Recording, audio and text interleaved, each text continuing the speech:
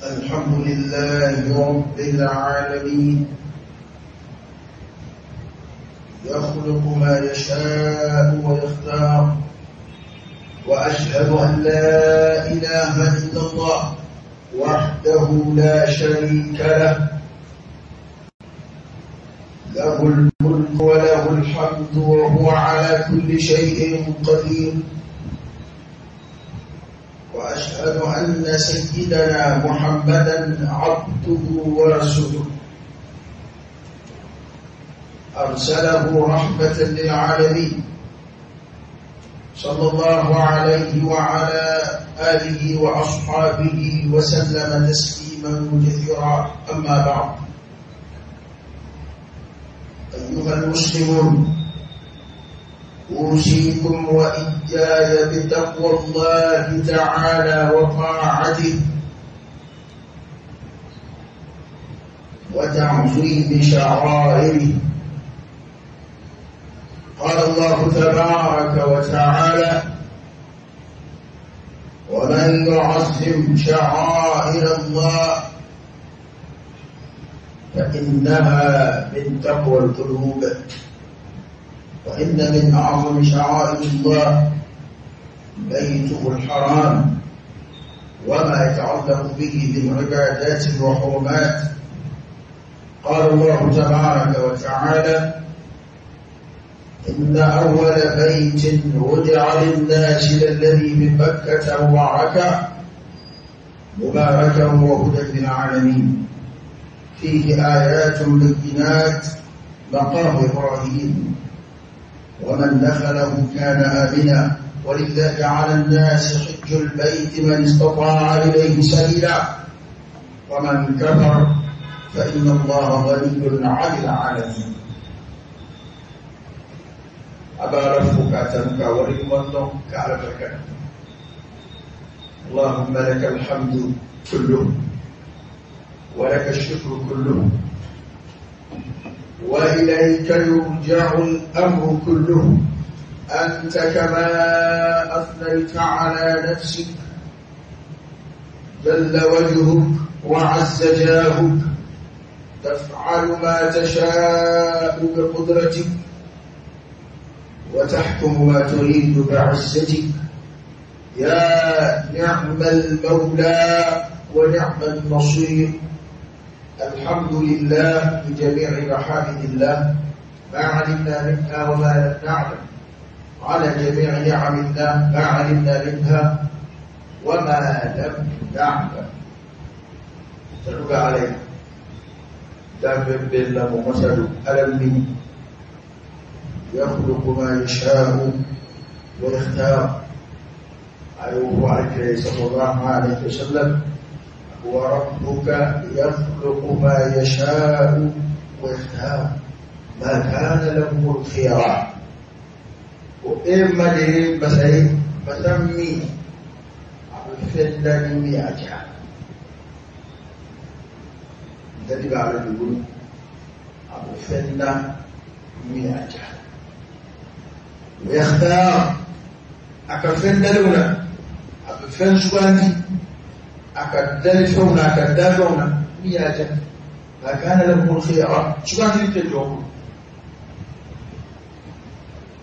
على يقولون فأبدا يا يرودو شواني يرودو على يجيب بفريق يا يدو شواني دوكا آدم يبي على كدني آدم يدو سمو شواني الأنبياء والرسل وغيرهم. وشواني تجوم على الشواني كأكدافونا جملة من كذا أمشيريا وقرايا وعلى كلماتيا على كلمة فرنات على السرشيف وحده لا شريك له، له الملك وله الحمد وهو على كل شيء قدير. فما يأتي ما يأتي الله تعالى مسائل بيسك بها كشيريا وقرايا على كلماتيا صلى الله عليه وآله وسلم كشين جمع شابين على فرقوجي يعرف كانا سمو أنا كصحابه أنا كم أسوانا كتو كلوا رفع جنگا فتاة سيأتي مسمسي وقال أيوة لك problem نداء التقوى على يسرج بلتك وفنيره وفوق وفي الله تعالى كوصيه في الأولين والآخرين وإلى قيام الساعة. الله تعالى كوصيه على كبدستان aku kami dari mana mula mamu pona au yang tidak pula an ayru bin fai asrana alai itu wasiat wasiat itu sinasa bukan kasih apa senasi dia itu aku bab betamena abala Israel di fono ibro kada kalu di fuiti kati wana da hali fengera atinde إنما يتقبل الله من المتقين كي كاد الله تعالى بمؤمن بار من التومن من المتقين أقوم من عليه سيجوم أرب لك عن فوق أو كيوم كنيش أيضا الله تعالى كتب مكتوب تعظيم شعائر الله Allah Ta'ala kata memakubuyan ala Israel tamashin jonjon boy ala yo o alika la memakubuyan umamu baraka la memakubuyan ذلك ومن يعظم شعائر الله فإنها من تقوى القلوب alaka la memakubuyan jonka na ala Israel de Biblia ala kashi Mama Israel ala kala homo mwa ema kabakuya mado folla dofe fi farka jibiti ena min mako ebisa akudo kan na eso na mimi ya ko biyati azra ke ka alaka kubado lamshi akika kumadu foka jeshi aflama akifika kurudia kando foka jeshi Qur'ani wa ma'arika na sallallahu alaihi wasallam alikuwa alishoka jaya kando kai kaka Mungu anayesimama tetu yani Israel betshuna ubisa alaka la romo kuya ayo abuja ke kayo kuju bay banyere tabashi jondo ubadi ala Israel tabashi jondo ubadi kuju alaka dawuja alaka la romo chin ukake kubay itshuna ukake kubay inyako o somi baraka taka ko machamana illa baqara ibare ko do bisika afle jadi bola ke kasi lo ke sella ale islam to ke yere jadi bola ke lo ke islamaya ka islamaya sharia do labushi islamaya ku bar do labushi islamaya shi da kage ka atom le ko ni ko jubi sunkas ala israel baliyi ode atu da bomai papunya man batu muslim don bo kan jetim nanu mafarati mawlud kaka mami shiraka bol mabio mancha qur'an de dungo to ko su ka ala israel ode bet alaka la warma buya joyo alaka la warma ku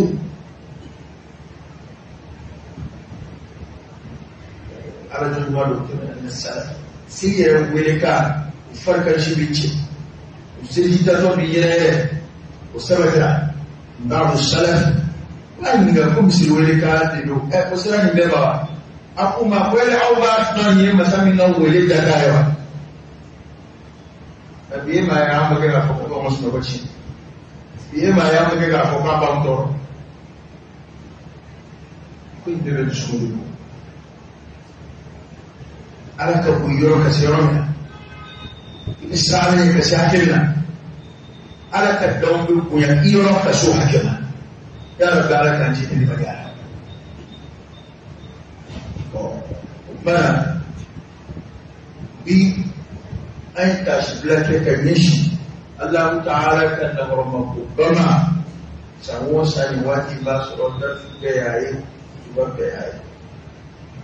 na ana ko ne ta ma ko ta shi ta dole yi Allahu akbar Allahu akbar di masa do mutam alaka ma ko yi tauke amma here alaka boda kan yuda manola an jama ya ta ban ko bese aban jama yana duro ni wani ya jan su daga kulabe aban jama yana duro ba mun ga ta hiji ko ba ta hiji nuru daga kulabe nga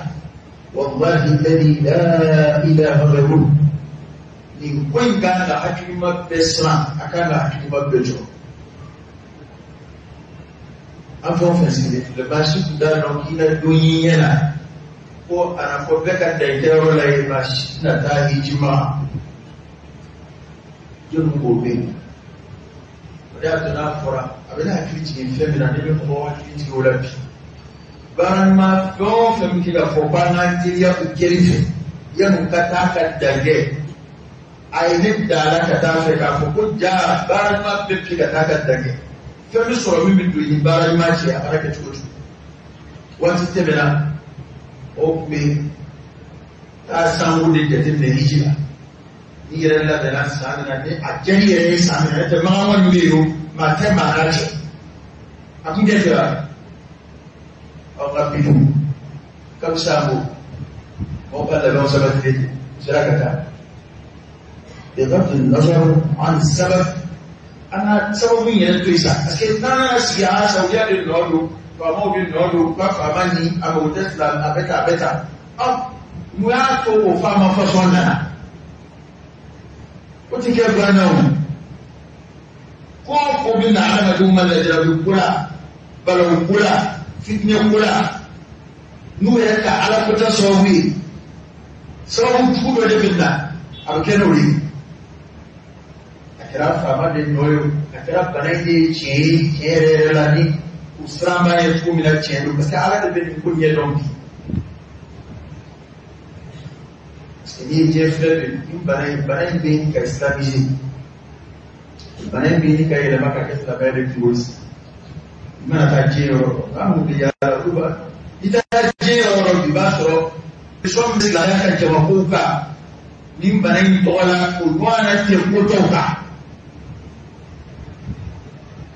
fono de be de la ko ni bulo kasaba da lu ko to bu ko ko mane du kasaba ku chama kile ga kele sratu bulu da ki bala in bana ko kuma nu adam ne sango taigale san chama ngela ni hiji bila suya ibe barika da ko bana yela mata do be saudiya ga fo abi shin da rogo ga ama siga ba izi da ta din lokora ga fo ko bana mi jiye faati ba jiye ka lakada sharia bana kula yo ta ko ga sai kunyore da nadara yake da shi modernisation mouvement munumbi lori ka jebe je tondo la tomu be kene akuna ka jebe je tondo la tomu be la kana akuna ka jebe je tondo la tomu be ala de ka haje akuna o kon mum flenam ara ta do ko be sina o est la be pitkelo ni mano la am sile ji da ko esa ko so bien de nord pas fameux de nord am si ko fo ana disikaula gasawde jamana fana mai kele na kusafe je tomba no saudia ya dola donc je tomba e mai ana fama ru bodele la wala manu ya jama ku kero la nutta jamana wala wala o be fen ndu nuna be ba tigenne ma kanu bu ka biro ko lu mo tigenne be parce que je tomba de ko barabe para nu de o pa de ni je mara framay take o tona ni e o violé aboko para ki tien sharia kena tomba soso ba tamante mi kala ba woni am kuma ma baro mo ya kun mo fo tien tomba ka ta strategique ba na ko sansa Absiya jama'a bai ka ubsiya fara jon ba sisa sa bare bana ike da kore ba yaro ala de mo fo man don so jamoni bare be ka fonda la kam da rika du est-ce que amani fon franchement ni hiji ko min fleni e de wa fara jon wa wala min be min da la ko ni hiji kaka to buka jama fara jon ga wala mu dugna fa har ya da hari oram hari itali ufana ka fara jon de ko sebe ko do do ko ko da la de ko chi chi ko to buka jama fara jon ko do e sebe wa ni islam ya ka fleni ni ko chi chi ko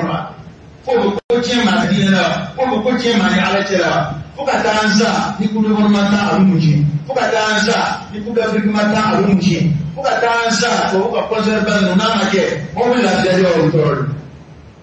ayama de la khayr fi kathir min najwahum nuna farayona fa ma hela ubonu de jori ke soviet town da hai mo ba para ko han ye ta jori Tiens-le, c'est le fond de l'ouvre. Mais master avait de toi la femme. C'est donc le mot de la notaire. Non, on a tout à fait. Et nous laissons le coup, laissons le coup. Tu es connu le coup de pays, beaucoup d'envie, le coup. Le même pot de cigare, trois cigares, d'accord, c'est le coup. Ami à la note de Gama. Il y a la main de ce goye. Ah, au bel les flemmes. O bali ka wajina na ukana yes la mebe hami akana pejo min hijira ka koro min ma dirika hijo hiji min fezo hijira min fezo hijira sran de shi sran yit menyo ala ka so do da ko Baitullah al-haram ala la rasul فليعبدوا رب هذا البيت يكو بيت الله يجيبنا تشوف لا يوم شوف إضافة التشريف والتعظيم على أدمك أنا ما كسوته ويجول ده وكل هذا نحكم لكم يجول ده أبل على تاي لا تفعل كرم وعلى كسو نحن يجرع أنا فما وعندنا سيما فيها فيه قريب فما يبلغ أنا كسوتي وبلغ ما نجفهم فيها bẹ́ẹ̀ wọ́n gbogbo díẹ̀ fàndánlá ní bẹ́ẹ̀ fún dá àkàbà ìmọ̀nà sinà yọrọ̀ ìjìgì mọ̀nà mùsùlùmí yọrọ̀ ibi wúrí bí kún jàmàlánà ẹ̀mà ayàfẹ́lá yọrí fọ́ inna awwala baytin wudi'a lin-nasi lalladhi bi Bakkata mubarakan wa hudan lil-'alamin ó sọ fọ́lọ́fọ́lọ́ mi lára mọ́bí díẹ̀ kọ́nà alábàtò kama sọtẹ́mínà tí ó náà lè lásù fòrán sọ fọ́lọ́fọ́lọ́ mi bílára alábàtò kama dùkúrò kọ́ alákìlá kìlẹ̀ kó jẹ́ sallallahu alaihi wasallam kó sọ fọ́lọ́fọ́lọ́ yẹ mi jọra kàkọ́ ní alábàtò sọ yẹ dùkúrò kọ́ ká àbísí fọ́lọ́ alábàtò yọrọ fọ́lọ́fọ́lọ́ lẹ́lẹ́dì ilẹ̀ bá kà kó mi filẹ̀ magabol lórí àkàbẹ̀ alaku mubarakan usuliyo abaraka becha abaraka yabe baraka korodi ko here chaba besu wa huwa lil alamin ko kala do jimai ebai akaba furuya qur'ana ko ma min siga akaba kerefe manga wani yorore mo bedda makaka alkabara we qur'ana yi boy sawu yo ga mi